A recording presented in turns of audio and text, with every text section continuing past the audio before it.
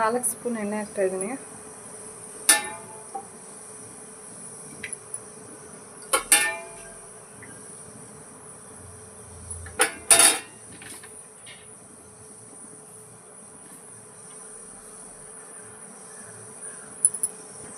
ಎಣ್ಣೆ ಕಾದಿದೆ.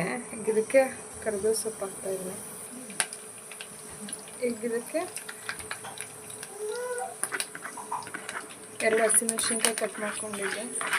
ಖಾರ ಇಲ್ಲ ಅಷ್ಟು, ಹಸಿಮೆಣ್ಸಿನ್ಕಾಯಿ ಹಾಕ್ತಾಯಿದ್ದೀನಿ. ಮತ್ತು 2 ಈರುಳ್ಳಿ.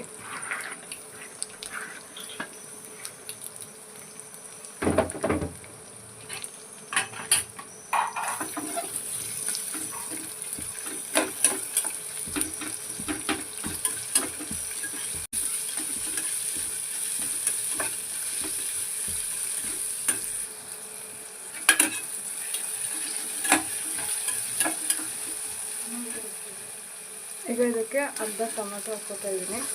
ಅರ್ಧ ಸಾಕು.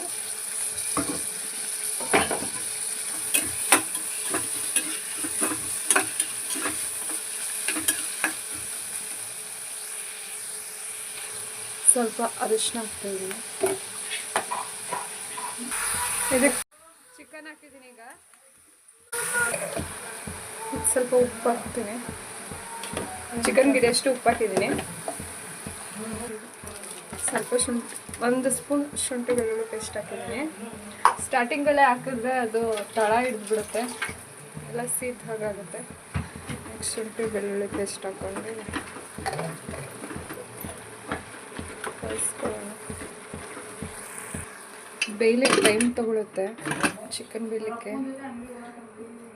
ಒಂದು ವಿಜಿಲ್ ಬರ್ಸ್ಕೊತೀನಿ. ಕುಕ್ಕರ್ ವಿಜಿಲ್ ತೆಗ್ದಿದ್ದೀನಿ. ಈಗ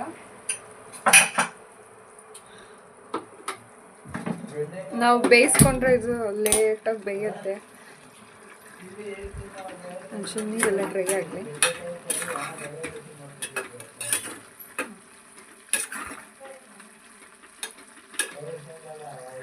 ಈಗ ಇದಕ್ಕೆ 2 ಸ್ಪೂನ್ ಕಾಳು ಮೆಣಸು ಪುಡಿ ಹಾಕೋತಾ ಇದ್ದೀನಿ. ಸ್ವಲ್ಪ ಕೊತ್ತಂಬರಿ ಹಾಕ್ತೀನಿ.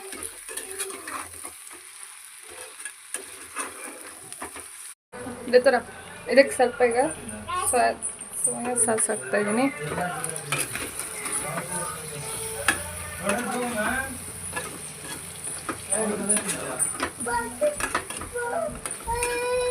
ಇದಕ್ಕೆ ಸ್ವಲ್ಪ ಸೋಯಾ ಸಾಸ್ ಹಾಕಿದ್ಮೇಲೆ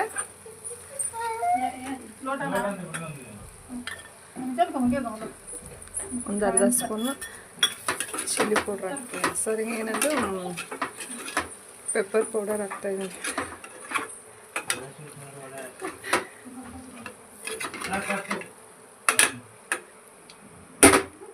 ಒಂದು 5 ನಿಮಿಷ ಬೆಂದರೆ ಸಾಕು.